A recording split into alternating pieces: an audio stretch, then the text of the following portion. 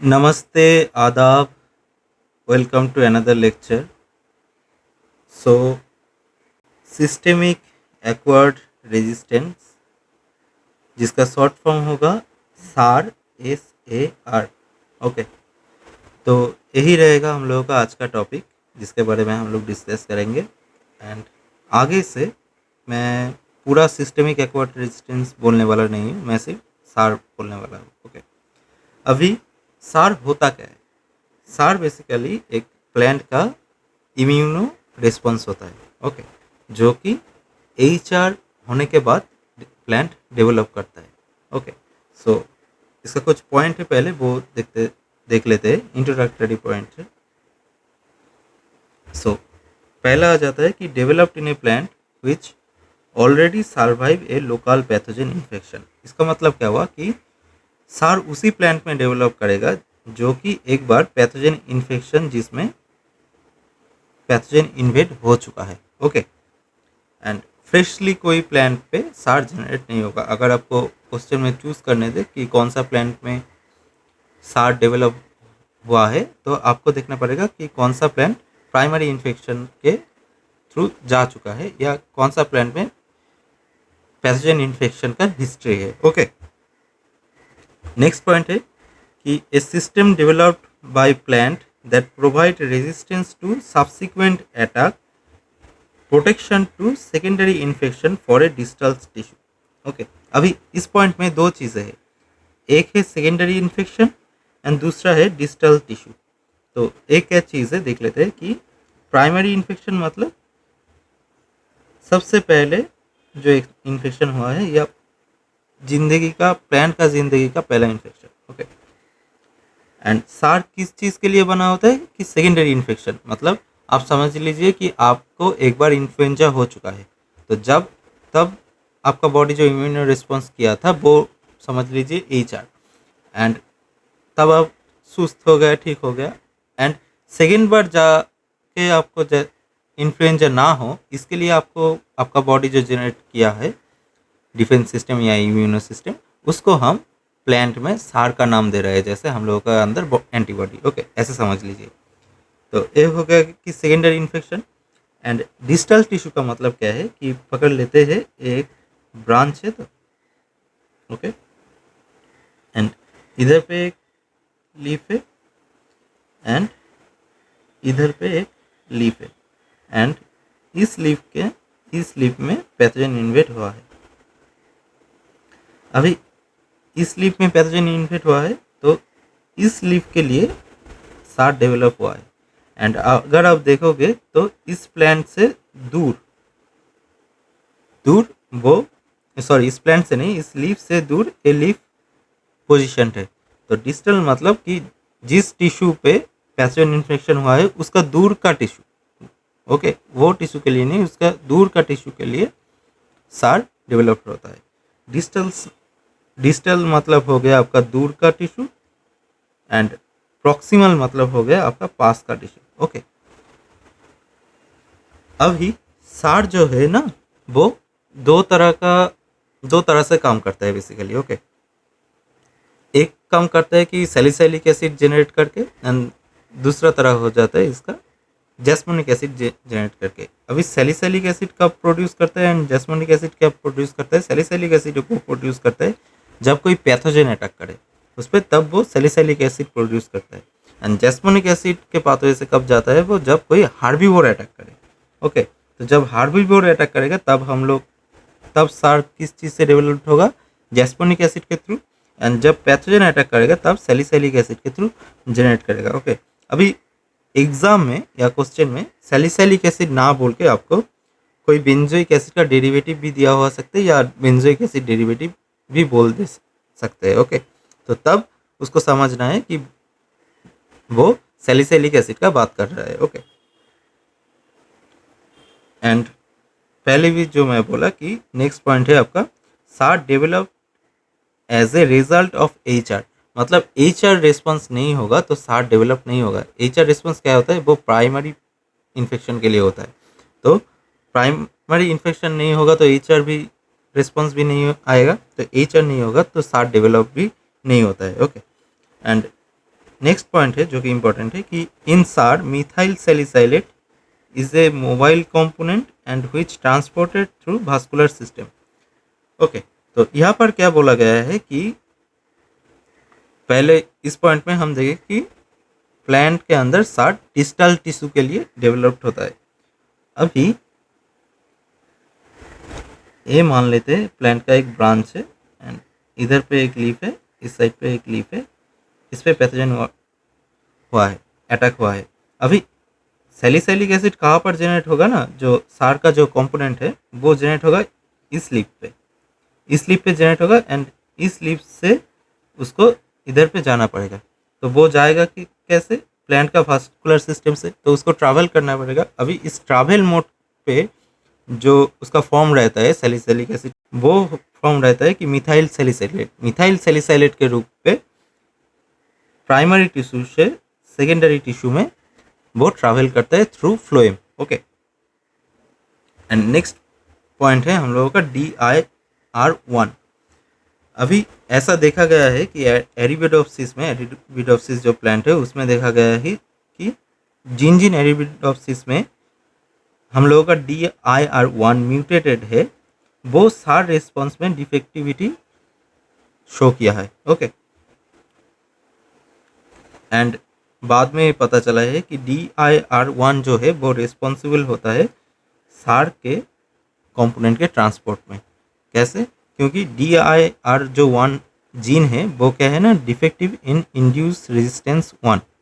कभी कभी क्वेश्चन में आप DIR1 को याद करके जाओगे एंड वो क्या करेगा ना, फुल फॉर्म दे देगा। तो फुल फॉर्म को भी थोड़ा सा या तो याद करने के लिए नहीं बोल रहा हूँ, मतलब ऐसे देख के रहो कि अगर आपको दिखे तो याद आए कि हाँ ये यही चीज़ से रिलेटेड है। ओके, क्योंकि क्वेश्चन में आपको ऐसा नहीं आएगा कि DIR1 का फुल फॉर्म बताओ, ऐसा नहीं आएगा। ओके, तो ऐसा देखा गया है कि जो DIR1 है वो स्पेसिफिकली फ्लोएम पे ही एक्सप्रेस्ड होता है एंड वो क्या इनकोड्स करता है, एक लिपिड ट्रांसफर प्रोटीन को इनकोड्स करता है।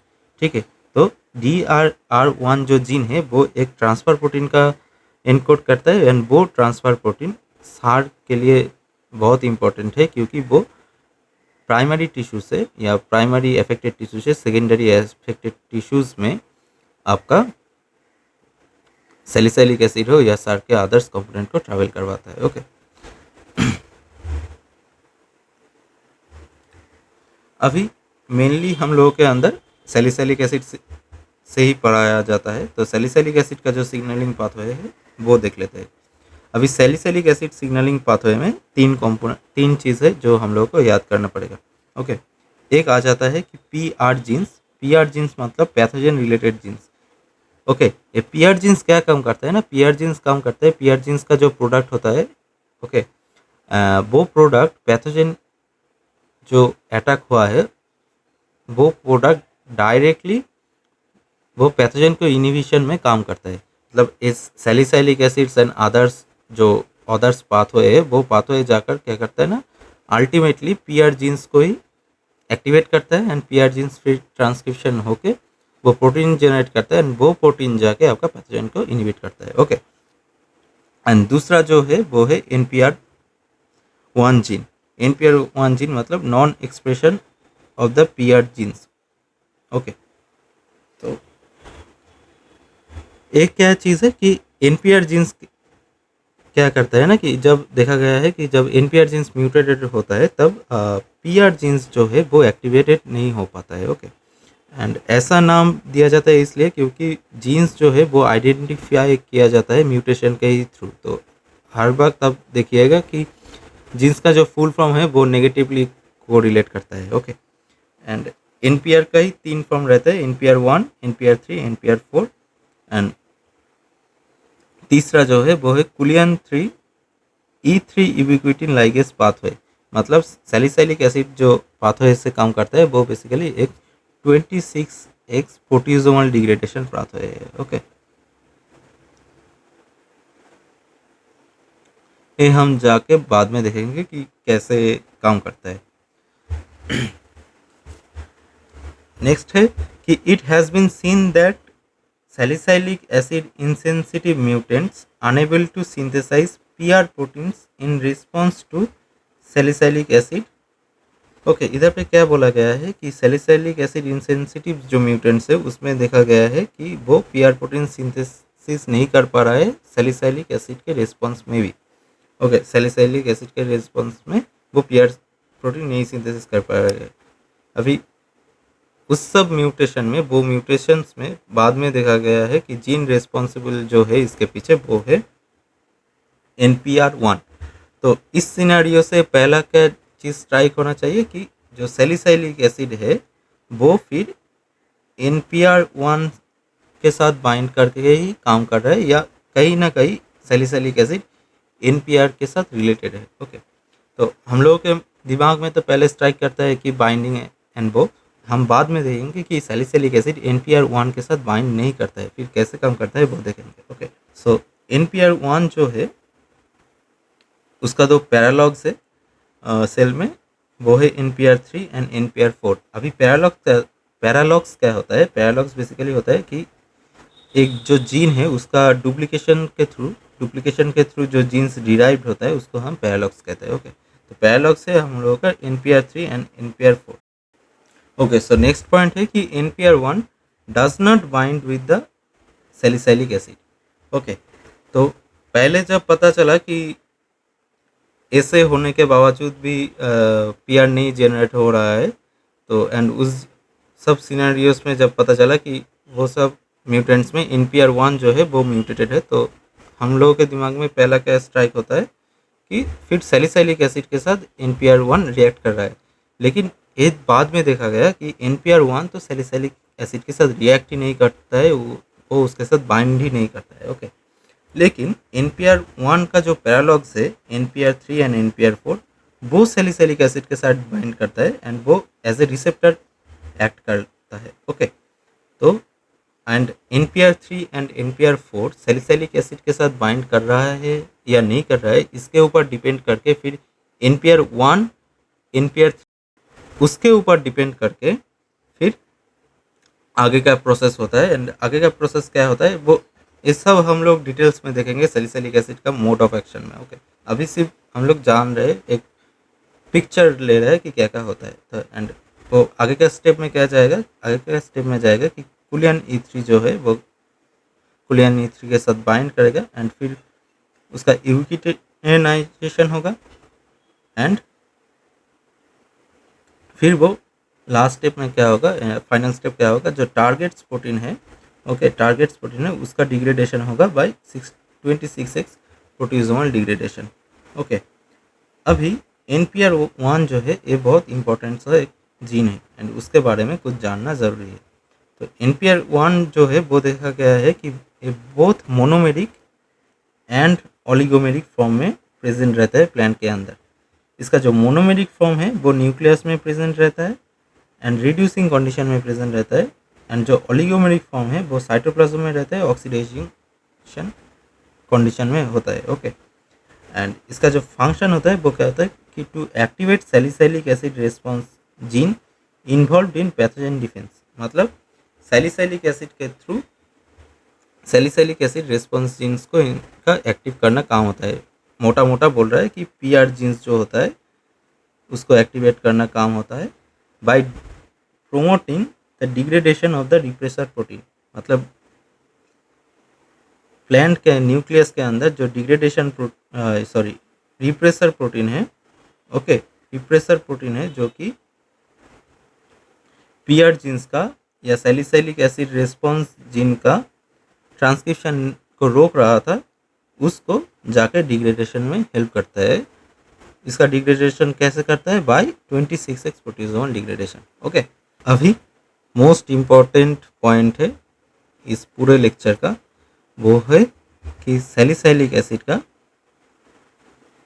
Mode of action. ओके अभी इस मोड ऑफ एक्शन को हम 3 पार्ट में डिवाइड करेंगे। एक हो जाएगा कि जो प्लांट में कभी पैथोजन अटैक हुआ ही नहीं। Okay so absence of pathogen. दूसरा हो जाएगा, दूसरा कंडीशन हो जाएगा प्रेजेंस ऑफ पैथोजन। एंड फिर प्रेजेंस ऑफ पैथोजन में दो कंडीशन आ जाएगा, एक हो जाएगा हम लोगों का प्राइमरी टिश्यू में एंड दूसरा हो जाएगा हम लोगों का सेकेंडरी टिश्यू में। ओके, तो पहला देख लेते हैं कि एब्सेंस ऑफ पैथोजन में कैसे काम करता है। तो ये हम लोगों का सेल वॉल है, ये प्लाज्मा मेम्ब्रेन है, न्यूक्लियस, साइटोसोल। साइटोसोल में क्या बोला था कि साइटोसोल में NPR1 जो है वो ऑक्सीडाइजिंग कंडीशन में रहता है एंड ओलिगोमेरिक फॉर्म में रहता है। ठीक है, बहुत सारा NPR1 एक साथ रहता है। एंड न्यूक्लियस में जब जाता है वो रिड्यूसिंग कंडीशन के थ्रू, रिएक्शन के थ्रू एक सिंगल मोनोमेरिक फॉर्म में NPR1 हम लोगों का न्यूक्लियस में ट्रेवल करता है। ओके, अभी जब एब्सेंस ऑफ पैथोजन है, तब क्या होगा, सैलिसाइलिक एसिड का जो कॉन्सेंट्रेशन होगा वो टेंस टू 0 होगा। मतलब कि नाल तो हम या नील तो हम बायोलॉजी में कह नहीं सकते, तो सैलिसाइलिक एसिड का कॉन्सेंट्रेशन है वो बहुत ही कम होगा। ओके, तो सैलिसाइलिक एसिड ना के बराबर होगा, तब जाके क्या करेगा ना, तो तब जाके NPR1 NPR4 के साथ बाइंड कर जाएगा। ओके, NPR1 NPR4 के साथ बाइंड कर जाएगा एंड NPR1 NPR4 फिर जो कुलियन 3 है उस प्रोटीन के साथ बाइंड करके उसका पूरा का पूरा कॉम्प्लेक्स का आपका यूबिक्विटिनेशन होगा एंड वो फिर प्रोटियोसोम डिग्रेडेशन में चला जाएगा। ओके, सो इधर पे एक पॉइंट है कि इधर में मैं वर्ड्स में लिख के रखा हूँ, अब नोट के तरफ इसको पढ़ सकते हैं। तो इधर पे है कि जब सैलिसाइलिक एसिड एब्सेंट होगा हाँ या ना के बराबर होगा, तब NPR1 का एफिनिटी जो है वो NPR4 के तरफ ज़्यादा होगा NPR3 से। ओके, मतलब सैलिसाइलिक एसिड के एब्सेंस में NPR1 NPR4 के साथ बाइंड करेगा, NPR3 के साथ नहीं। ओके, अभी देख लेते हैं कि सैलिसाइलिक एसिड का प्रेजेंस ऑफ पैथोजन में कैसे काम करता है। एंड इसमें भी दो कंडीशन आ जाता है, जो कि प्राइमरी जिसपे सार नहीं डेवलप्ड हुआ है एंड सेकेंडरी जिसपे कि सार डेवलप्ड होगा।